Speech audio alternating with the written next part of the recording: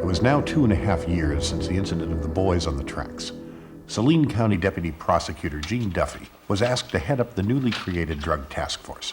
The job would require her to investigate drug trafficking in a 3-county area of Arkansas, including Saline County. However, on the day she was appointed, her boss, Prosecutor Gary Arnold, gave her a peculiar command. Gary Arnold came into my office, stood in front of my desk, looked me straight in the face and said, "Jean, you are not to use the Drug Task Force to investigate any public official." He turned on his heel and marched out. Now, as startling as that statement might sound, I really didn't think that it was going to pose any kind of problem, because at that time I didn't have any indication that there was any public official in our judicial district who was involved in drugs. Almost immediately, Jean's undercover team discovered that a number of public officials in her district were indeed involved in drug trafficking. Gary Arnold's directive had now become a dilemma. Jean couldn't include the information in her reports because Arnold would know she was disobeying orders. Also, in case Arnold himself was involved in the corruption, she didn't want him to have access to this information. There was, however, a solution. I knew at the time that there had been a federal investigation going on for about 9 months into the public official corruption in Saline County, which was being headed by Assistant U.S. Attorney Bob Govar. So Govar seemed to be the likely person to take this information to, which I did, and he was appreciative because it supported the information that he had already been gathering, plus added to and gave him new information to broaden his investigation. Bob Govar had been assigned by U.S. Attorney Chuck Banks to head the Federal Organized Crime and Drug Enforcement Task Force. Govar had already developed substantial information linking public officials to drug activities by the time Jean Duffy's task force was operational. In July of 1990, one of Jean Duffy's undercover officers developed evidence linking the train deaths to public officials and drugs. 3 years had passed since the boys had been killed, and Jean had no way of knowing that her drug task force was about to be shut down for nearly solving Kevin and Don's murders. It didn't occur to me that it was appropriate for our drug task force to reopen the case of the boys on the track until one of my undercover officers came to me and told me that not only was the case drug-related, but it was also solvable. He asked permission to investigate, and I agreed to that and told him that we would take our information then to Bob Govar. Ironically, Dan Harmon and Richard Garrett, the very same men who had conducted the grand jury investigation of Kevin and Don's murders, were two of the main targets of Govar's drug and corruption investigation. Linda Ives, who for years had believed Harmon and Garrett were sincerely trying to solve her son's murder, now realized they were the ones orchestrating the cover-up.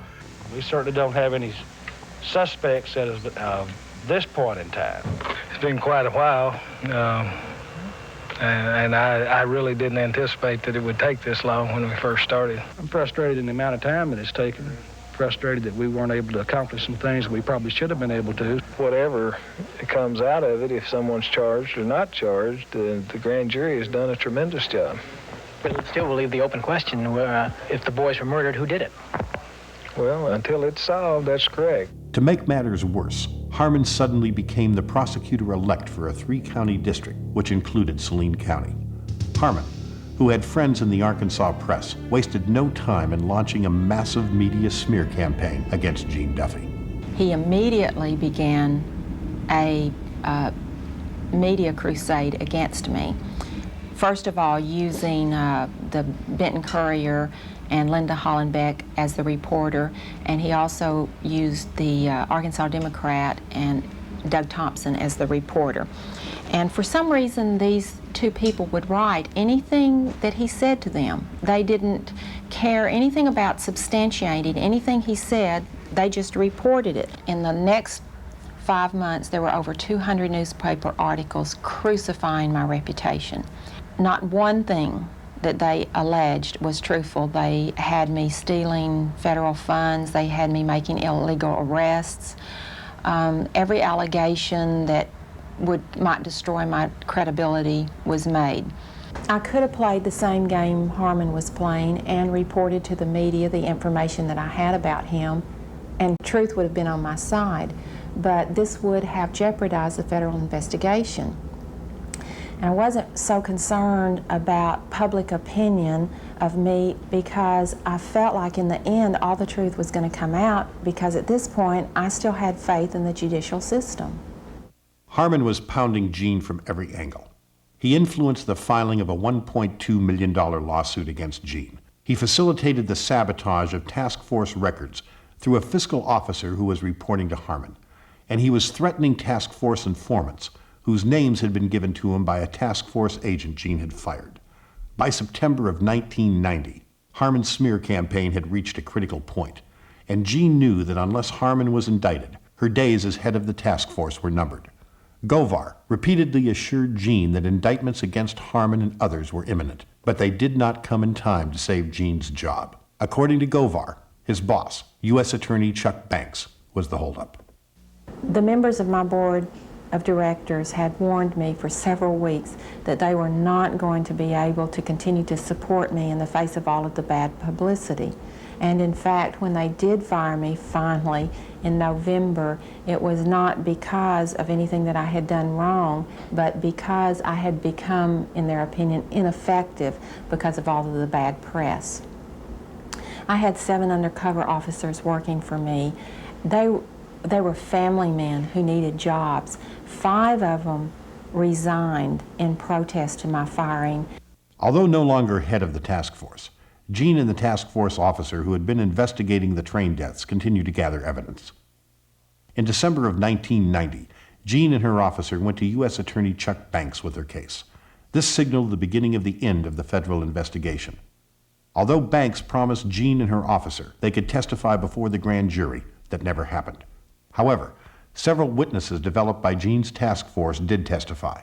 One of them was Sharline Wilson, a former girlfriend of both Dan Harmon and convicted drug felon Roger Clinton, Governor Clinton's brother. Sharline was recommended to our task force as an informant from DEA, who had used her as an informant, and also from at least 2 other law enforcement agencies that had used her as an informant and said that she was reliable. I used Sharline, and she proved to be very, very reliable. There was not one bit of information that she ever gave me that didn't pan out. Dan always had cocaine on him, always. Robert Govar and Chuck Banks were the U.S. attorneys for the District of Arkansas at that time.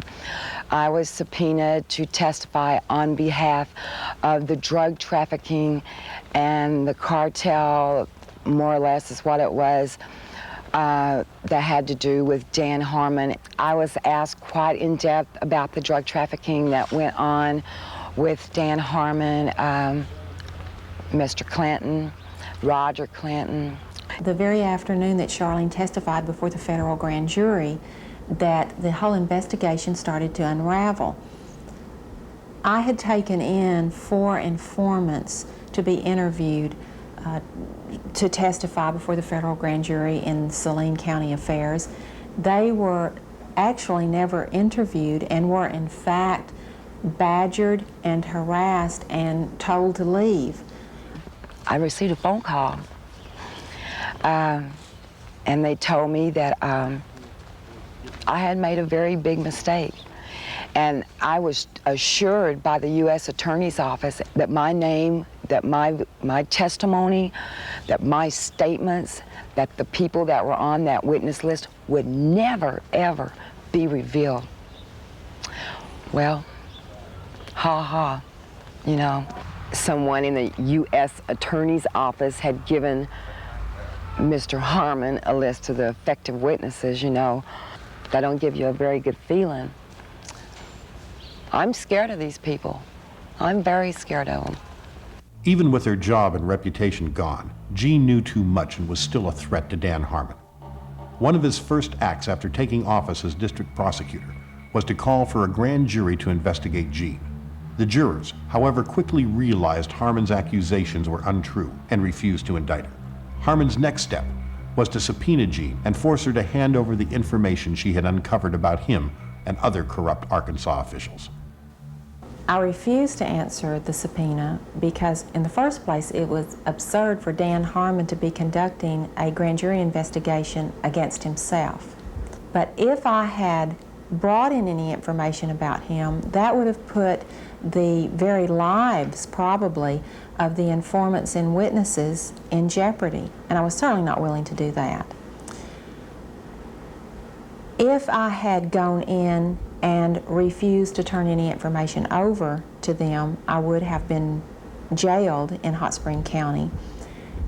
And my mother received a call from a dispatcher in Hot Spring County that said that she overheard a conversation among the officials there that if I were arrested, that I would be killed in Hot Spring County Jail.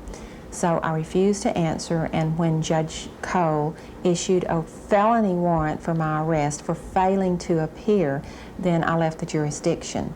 Even though Judge Cole had issued an illegal warrant, there was no one in authority in Arkansas willing to take a stand for Jean. While in hiding and away from her family, Jean waited for the long-promised indictments from the federal grand jury. She knew that once the charges were brought against Dan Harmon and other officials, she would be able to go home and clear her name. This was an especially difficult time for her family, because her children were being followed and her home was under surveillance.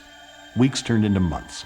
Then, without warning, U.S. Attorney Chuck Banks announced that no indictments would be issued and the federal grand jury investigation of Saline County's corruption would be shut down. All public officials under investigation, including Dan Harmon, were cleared of all wrongdoing. Jean was stunned. 3 grand jurors contacted me, 2 of them indirectly and 1 of them directly, to inform me that they were ready to hand down indictments, but they were informed by Chuck Banks that the grand jury was being dismissed and that no indictments would be sought. They were not told that they had the authority to hand indictments down on their own. In my opinion, Chuck Banks should have been charged with obstructing justice. When Chuck Banks closed down the federal investigation, we were stunned. We couldn't understand what made Kevin and Don's murder so important and who had the power to shut down a federal investigation. In protest, Bob Govar resigned as lead counsel of the federal task force and was then demoted by his boss, Chuck Banks. Jean Duffy and her family were forced to leave the state.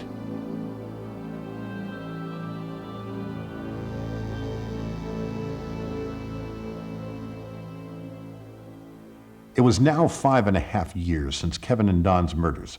Detective John Brown, a 16-year law enforcement veteran, had moved his family into the Saline County area. The Ives family had asked the new sheriff to reopen the case, and John was given the assignment. However, just like Jean Duffy, John's first day on the job included a peculiar request from his boss. My immediate supervisor, who was a lieutenant over the Saline County Criminal Investigation Division, took me for a ride that lasted approximately 1 hour. During this ride to literally nowhere, it appeared the whole purpose was to tell me to leave the case alone. He said things like, "There's not anything to this. This could have been an accident. It's going to bring you a lot of grief if you continue on and do this." And in the end, he finally said, "You know, John, you really need to leave this alone." John was disturbed by his superior's attitude, and his concern escalated once he began examining the Ives-Henry case file. It became obvious that once I started going through the case file, it had been robbed of most of the pertinent evidence. No crime scene photographs, a list of evidence was not present, the things you would expect to find. Despite discouragement from his own department, John went forward with the investigation. Beginning at square one, he began tracking down the missing evidence. Several witnesses were contacted, including Sharline Wilson, who by this time was being held at a jail in a neighboring county. I run across a young lady named Sharline Wilson, who told a horror story that I didn't really believe at the time. So I started searching for evidence to substantiate just part of what she had said. Herman went ballistic. Called, he threatened me, threatened Sheriff Pridgeon, threatened Captain Gene Donham, the chief deputy.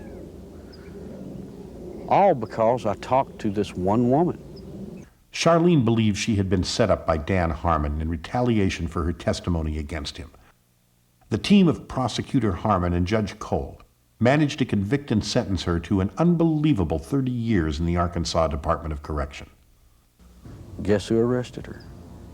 Dan Harmon. The very guy that she says turned her on to drugs now has her arrested.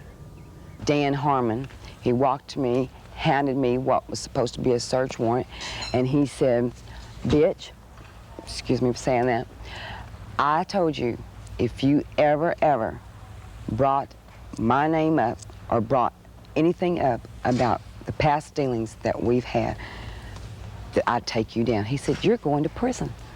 I'm going to put you in prison." He did. I'm here. I mean, I've watched second, third offense people walk around with probation on top of probation on top of probation. Not this lady. First time she's been arrested for drugs. They allege that they found in her home. She gets 30 years. Sure, everybody ought to be able to see through this. You have to look at judges. You have to look at prosecutors, local attorneys, and law enforcement officials. Now, these are the people that enforce the drug laws, that prosecute the drug laws, and judge the drug laws. And yet, they are webbed in with the drug trade in the state of Arkansas. John quickly understood why Sharline had been put away. During her sworn deposition, she dropped a bombshell that would later be confirmed by other eyewitnesses. She was with Dan Harmon at the tracks the night Kevin and Don were murdered. The people at the track that night, to my knowledge, were Dan Harmon. I do know that the boys were watching the drop site, okay? And they got curious as to what was being dropped there. According to reports from the FBI, DEA, Customs, and the Arkansas State Police, money and drugs were indeed being dropped from low-flying aircraft at night. These drops were part of a major drug smuggling operation headquartered at the airport in Mena, Arkansas. In 1982, cocaine trafficker Barry Seal had moved his multi-million-dollar cocaine smuggling operation from Louisiana to Arkansas and was permitted by government officials to continue his activities without interference. Arkansas State Police investigator Russell Welch and IRS federal agent Bill Duncan accumulated more than 20,000 pages of documents detailing the drug trafficking and money laundering activities at Mena. The airplanes, the aircraft that Barry Seal had there at Rich Mountain Aviation there was only one purpose for them. There was only one use for that type of aircraft, and that was smuggle cocaine. They had special cargo doors installed in the side without FAA permission so that these doors could be opened in flight. They'd pull in, slide back, and the cocaine could be dropped out of the side in flight. Indictments were prepared against 29 individuals and presented to a federal grand jury in 1986. Barry Seal was scheduled to testify in Arkansas when suddenly he was gunned down. Bill Duncan and I interviewed Barry Seal less than 2 months before he was killed, and he was served with a subpoena at that time. He was under subpoena to come to Arkansas and testify before the grand jury here when he was killed. 20 other witnesses were scheduled to testify, but only 3 were allowed to appear before the grand jury. 2 of those witnesses were barred from presenting any evidence. As expected, the grand jury was shut down and no indictments were issued. The drug smuggling activities continued after Seal's death. To date, a total of 9 separate state and federal investigations into Mena have been shut down. The first indication I had that Mena made tired of the death of these 2 kids was through an audio tape provided to me by Russell Welch, an Arkansas State Police investigator assigned to Mena. The tape was of a confidential informant inside the federal corrections facility. That tape would allege that Don, Henry, and Kevin Ives were killed because of a connection to Mena, Arkansas. An actual report was generated by Saline County Sheriff's Office in 1987 and in 88 of people complaining of the planes flying over the tracks at approximately 100 feet above ground level with their lights out at night. One of the pilots who had been involved in the Mena drug smuggling operation, when interviewed by John, indicated the area where the boys had been murdered was indeed a drop site location known as A12. He described to me an aerial view of the tracks. If you were coming in from the west, flying to the east toward Little Rock, he described a mountain to the right and flying over a set of railroad track lights that govern the trains. The thing about these lights, they stretched across the tracks, the train drove under them. Then he said you could see a runway, a small runway to the left, appeared to be private, and then a beacon on top of a building to the right, and then you would know to make the drop. I have interviewed 5 pilots, 4 of which can verify the A12 location being the tracks just west of Little Rock, Arkansas, where these 2 kids' bodies were found. Thanks for joining us tonight on American Investigator. This is our final segment, so please make your calls brief. Let's go back to the phones. Jerry in Huntington, Arkansas. Go ahead, you're on the program. Is there any connection, Mr. Brown, between this drug operation in Mena and the death of the 2 young boys on the railroad track that were murdered and were ruled accidental death by state medical examiner Fanny Malik? There have been some allegations, I think is what the caller is talking about, that they had stumbled on an airdrop that was in transit from Mena to Little Rock.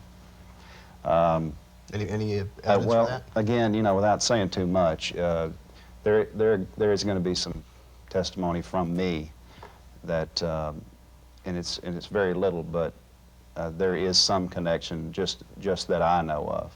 Now, I was the first investigator that was assigned to that case of the boys' deaths and was taken off of it, so you can make your inference and go from there on it, but it's something that is going to resurface. It was a tragic event. By now, another eyewitness had emerged who had seen Harmon with Kevin and Don at the tracks the night of the murder. I was out in the woods and came up on 5 people speaking with each other on the railroad tracks. One of them I definitely recognized as Dan Harmon. The rest of them are not as positive, but I'm definitely 100% sure one was Dan Harmon. And they stood there talking for about 20 minutes, and then I noticed 2 more people, Kevin and Don, walking down the railroad tracks. They noticed that there was someone else on the tracks and stopped, hesitated. After confirming the truthfulness of the witness, the FBI offered to place the witness in protective custody and instructed John to turn over all of his information to them, promising to solve the case before the end of 1994. The FBI also stated that Chuck Banks would be charged with obstruction of justice, which prompted Gene Duffy to come out of hiding.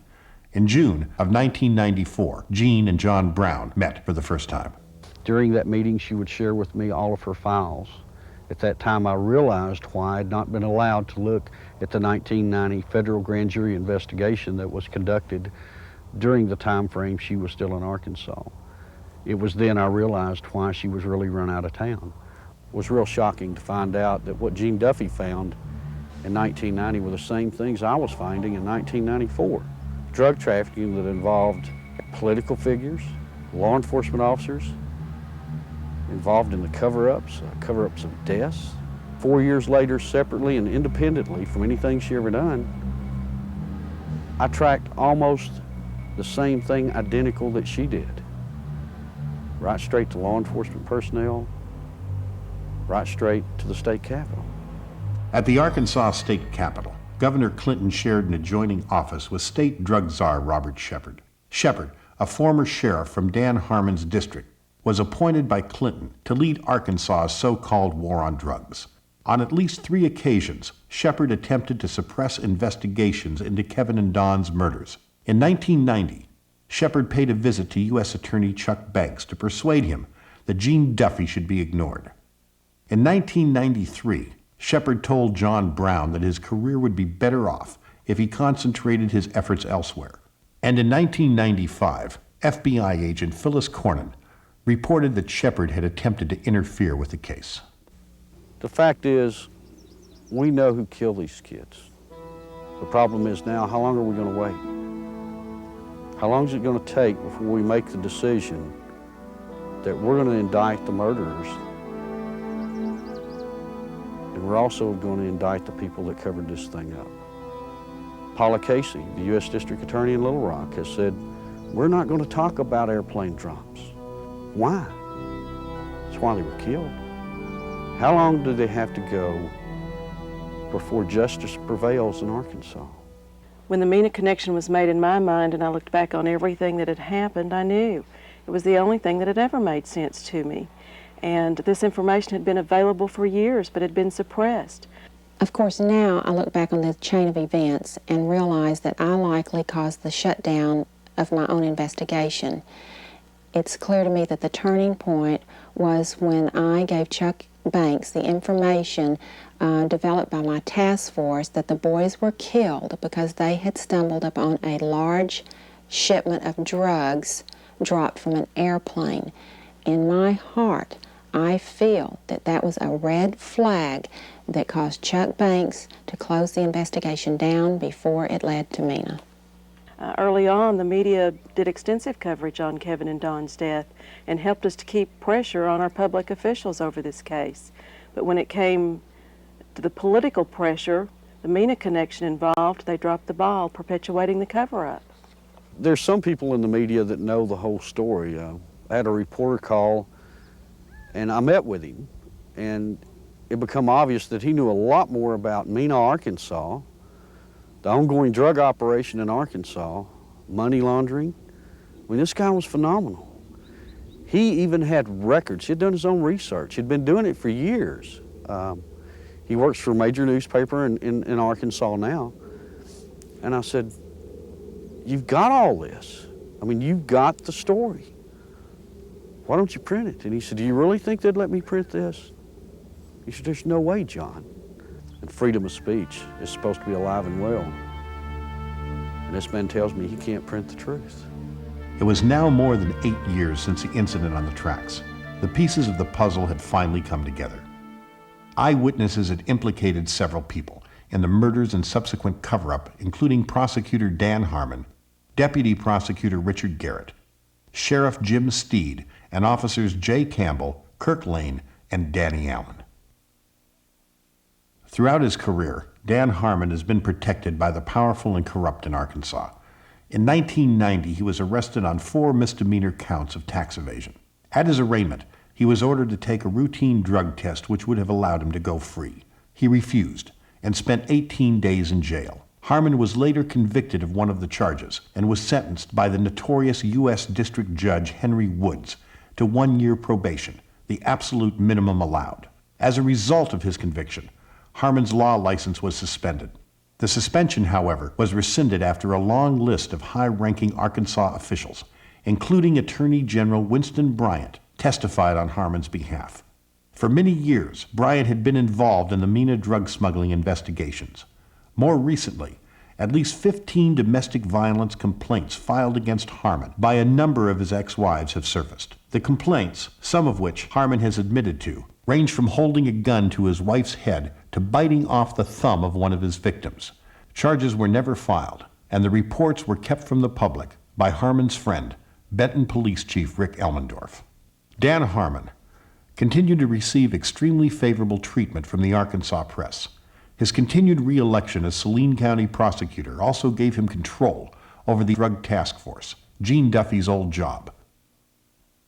In November 1995, a package containing fake cocaine labeled as evidence belonging to Harmon's drug task force was found in the possession of Harmon's wife, Holly. An investigation revealed the package had originally contained more than $100,000 worth of pure cocaine, which was now missing. A combined raid by the FBI and DEA confiscated drug-related files from Harmon's home and office. A racketeering case against Harmon was reportedly being built. However, after years of seeing similar investigations go nowhere, a weary public remains understandably skeptical. Finally, on November 29, 1995, the FBI, referring to Kevin and Dawn's murders, announced to Linda Ives that in light of the fact there is no evidence, it's time you consider the fact that a crime has not been committed. The obstruction of justice continues. There aren't any words in the English language that can describe how it makes you feel as a parent or as a citizen of Arkansas to see what our officials are capable of doing.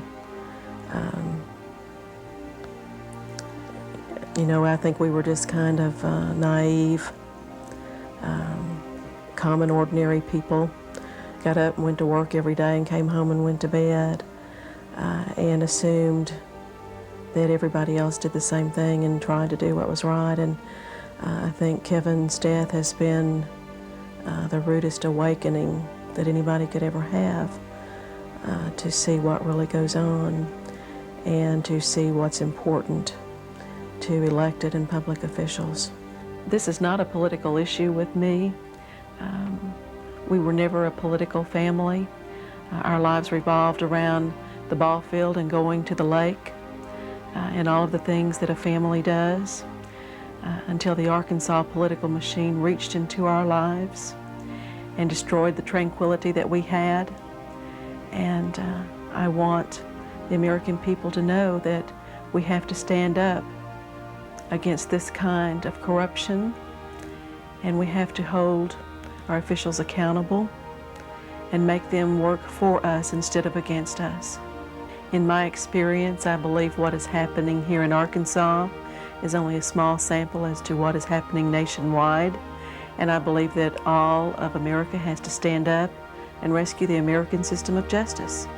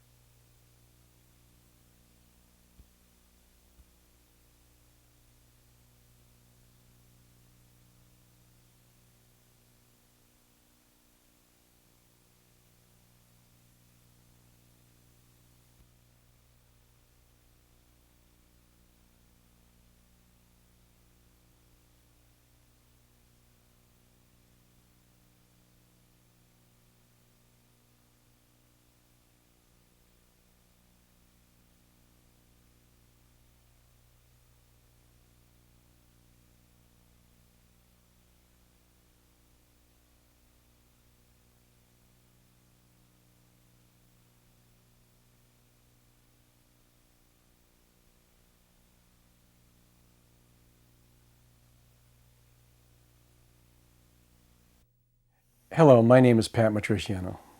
I'm the producer of the video Obstruction of Justice. When I first heard of the plight of Linda Ives, I was moved to do whatever I could to assist the Ives family in obtaining justice. The making of this video is my way of helping to achieve that goal. Since the video's initial release in 1996, a number of significant events involving this case have transpired. Events which could have a potentially devastating effect on this nation. I would like to take this opportunity to bring you up to date.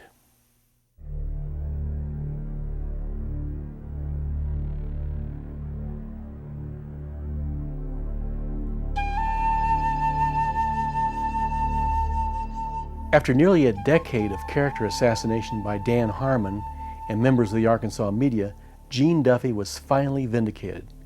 It became obvious that she had been telling the truth all along when on May 13, 1997, Harmon was convicted in federal court on a number of charges, including drug trafficking, extortion, abuse of power, and racketeering. The racketeering charge was an indication Harmon had been involved in organized crime. What was the racketeering charge again? If that appears to be, is that what you're saying is the most important one? That is the most serious charge. And the racketeering charge is that he was operating the prosecuting attorney's office and the drug task force for his own benefit. As a criminal organization? Yes, so it's a criminal organization. So it's the most symbolic? It's the most serious. Harmon is currently serving time in federal prison. His convictions have become an embarrassment to the Arkansas political elite, who have vigorously defended him over the years. The walls of the corrupt Arkansas political machine and the corrupt media that protected it were finally beginning to crack. Missing from the charges against Harmon, however, was the charge of murder. This was inexplicable, since an eyewitness had stepped forward who could identify Dan Harmon as being on the tracks with Kevin and Don on the night of their murders. This witness had previously passed an FBI polygraph and had been placed in protective custody by the FBI. So would you say you're 100% sure? So that was 200% sure it was Danny Harmon, without any doubt. Without any doubt. I think that if the murder charge had been included in the RICO count as it should have been, there may very well have been a murder conviction today as well, and I'm very disappointed that and angry that the government refused to include that in their RICO count. I believe that the case deserves to be heard before a jury at least, and I think the outcome could have been very similar today. He could have been a convicted murderer. Our search for justice suffered a tremendous blow when in 1997 I was sued for $16 million by two Arkansas police officers whose names were mentioned during one scene in the tape. This was the scene in question. Eyewitnesses had implicated several people in the murders and subsequent cover-up, including Prosecutor Dan Harmon, Deputy Prosecutor Richard Garrett, Sheriff Jim Steed, and Officers Jay Campbell, KIRK Lane, and Danny Allen. This is News 4 at 10, where the news comes first. Good evening, everyone, and thank you for watching. I'm Kent Bates. I'm Denise Whitaker. Our lead story tonight takes us to federal court and a civil trial expected to wrap up with a verdict today. Instead, it's a few days off for a federal jury deliberating a defamation suit.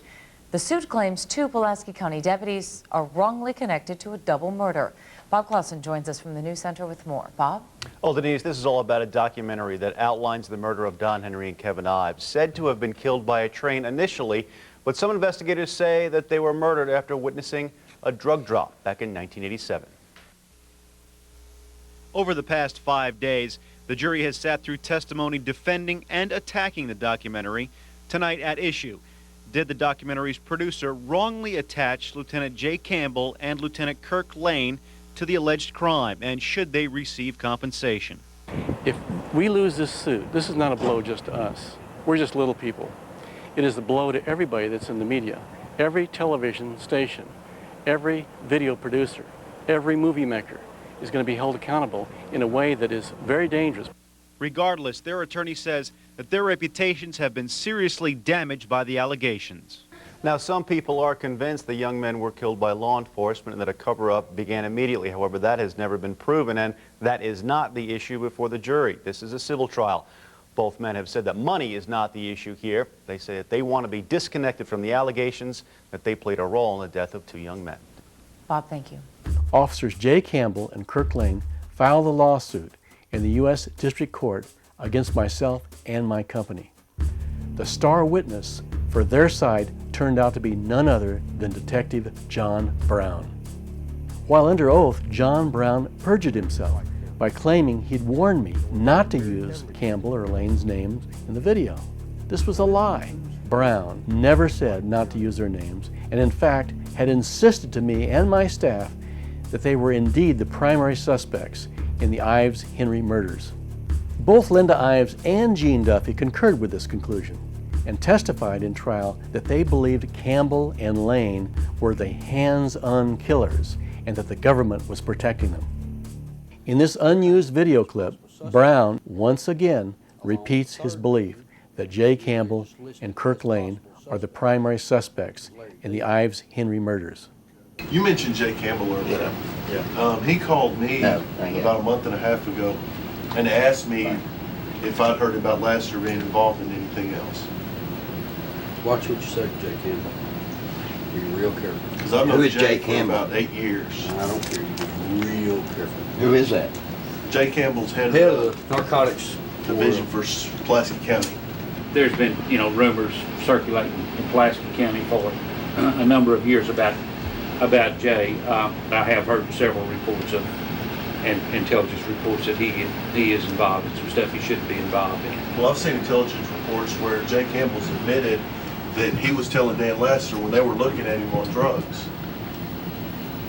With the paperwork that we've got, it's listed in there to where Jay Campbell was flying to Fayetteville with them and was actually telling Lassiter, hey, you're being investigated.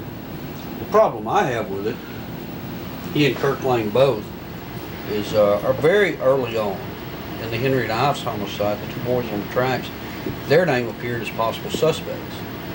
John Brown's friend and an assistant on the case, Constable Harmon Reeves, also confirmed what John Brown had always maintained was the truth about the case. Don and Kevin had been on the tracks and approached by another group of people, which was Mr. Harmon and 4 other people, and they ran away from them and got away. And then as the boys were trying to call for help or add a phone, that's when Mr. Campbell and Mr. Lane pulled up and apprehended them at that point. KIRK Lane and Jay Campbell pulled up in the car and jumped out to grab the 2 boys, and one went after Don, one went after Kevin. Kevin, the .22 was leaned up against one of the posts there, and he reached around to get the .22 and come around. When he did, every which officer was grabbing for him, grabbed the .22 from him and swung around and hit Kevin beside the head with a sharp blow enough to knock him unconscious at that point. It wasn't until a lawsuit was filed against me by Campbell and Lane that John Brown decided to change his story. Before I even knew I was being sued, Brown had met with Campbell and his attorney and had filed a false affidavit stating he had been edited out of context. However, not one instance of Brown being edited out of context could be found. In fact, John Brown had previously given his approval over the content of the finished video, commended my staff a number of times for their work in the video, promoted the video on scores of radio programs, ordered more than 300 copies of the video, which he sold for profit, and used the video as part of an unsuccessful campaign for sheriff. John Brown had succeeded in doing what Dan Harmon, Chuck Banks, and the FBI had done a decade before. That is, to win the trust of Linda Ives, to take charge of the investigation, and then to systematically destroy it. Much of the evidence supporting our case was barred from the courtroom by the judge, including testimony concerning the disappearance of an eyewitness who could identify Campbell and Lane as the killers. Also barred were state police reports describing intimidation and violence by Campbell and Lane against witnesses in other cases. A number of character witnesses testified on behalf of Campbell and Lane, detailing what great guys, caring people, and trusted officers they were. However, as with Dan Harmon before them, these witnesses turned out to be wrong. Following my trial, Campbell was fired by the Pulaski County Sheriff's Department for intimidating and blacklisting fellow officers and for falsifying reports. One of the character witnesses who testified on behalf of Campbell, that is FBI agent Mike Smith, was not allowed to be impeached or cross-examined by our attorney regarding his bias, prejudice, and conflict of interest. Ultimately, the jury was made to feel that they had no choice but to find in favor of the plaintiffs and against us. The judge cited John Brown's testimony as the key factor in upholding the jury's decision. Our lead story tonight, there is a verdict in the federal civil defamation trial brought by 2 sheriff's deputies against the makers of a documentary film. A jury today found the filmmakers guilty of publishing a false and damaging statement about 2 Pulaski County Sheriff's lieutenants. Kim Miller has been covering this trial this past week. She joins us now from the News Center. Kim? Kent, the jury ordered the filmmaker to pay the lieutenants a total just under $600,000. The case started when Jeremiah Films produced a documentary about the murders of 2 boys found on Saline County train tracks in 1987. $109,750 in compensatory damages and $200,000 in punitive for Lieutenant J. Campbell. Lieutenant Kirk Lane was awarded $89,000 compensatory damages and $200,000 punitive. Those involved in making the film say the case is by no means over. We will argue for a directed verdict, and if we don't receive one, we will appeal. And I believe that justice will prevail in the end. We're not going to give up. I don't think there's any doubt in anybody's mind what the facts were, and that Linda and I are absolutely convinced that the plaintiffs were the hands-on killers. I've been told by a number of insiders that I am receiving political payback as a result of my involvement in an earlier video called The Clinton Chronicles. Whether or not that's the case, this type of legal harassment must not be allowed to continue. Should the ruling on this case stand, it will set one of the most dangerous precedents in American history. From now on, free speech will be severely limited. Small companies such as mine, who wish to hold public officials accountable for their actions, may very well be threatened with legal action and put out of business. Individuals will be forced to reconsider before saying or publishing anything negative about any public official. This case is now in the 8th Circuit Court of Appeals. Regardless of the outcome, we're going to continue to fight on behalf of Linda Ives and do whatever we can to see that justice will prevail.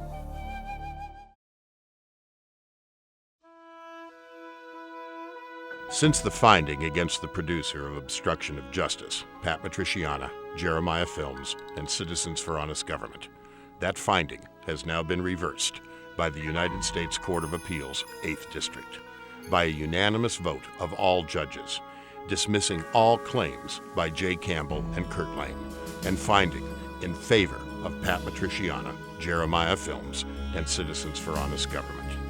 The First Amendment has been upheld.